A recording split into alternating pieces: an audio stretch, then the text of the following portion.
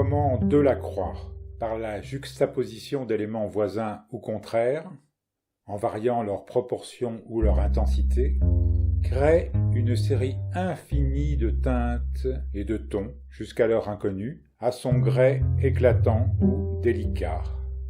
Paul Signac le montre ici, par quelques exemples pris dans ce chef-d'œuvre.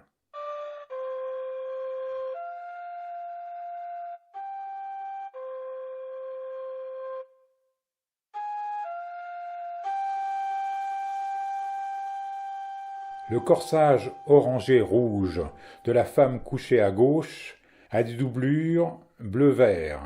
Ses surfaces, de teintes complémentaires, s'exaltent et s'harmonisent, et ce contraste favorable donne à ces étoffes un éclat et un lustre intenses.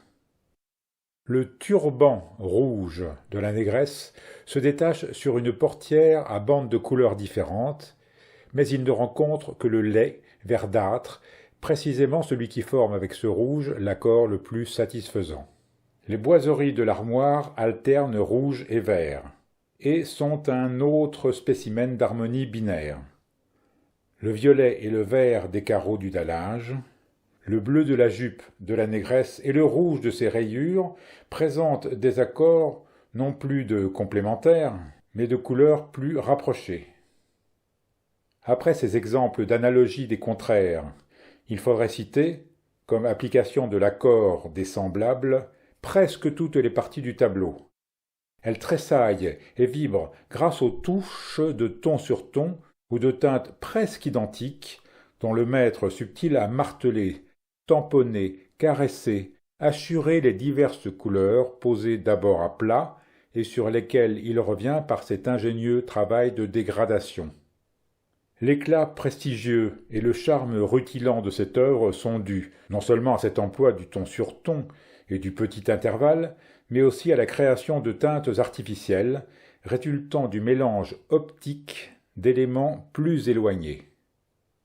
Le pantalon vert de la femme de droite est moucheté de petits dessins jaunes. Ce vert et ce jaune se mêlent optiquement et donnent naissance à une localité d'un jaune-vert, qui est bien celui, doux et brillant, d'une étoffe soyeuse. Un corsage orangé se rehaussera du jaune des broderies. Un foulard jaune, surexcité par des rayures rouges, flamboiera au centre du tableau. Et les faïences bleues et jaunes du fond fusionneront en une teinte d'un indéfinissable vert, d'une rare fraîcheur. Citons encore ces exemples de teintes grises obtenues par le mélange optique d'éléments purs mais contraires. Le blanc de la chemisette de la femme de droite est rompu par une teinte indécise et tendre, composée par le rose et le vert juxtaposés de petites fleurettes. La teinte chatoyante et douce du coussin sur lequel s'appuie la femme de gauche est produite par la mêlée des petites broderies rouges et verdâtres qui, voisinant, se reconstituent en un gris optique.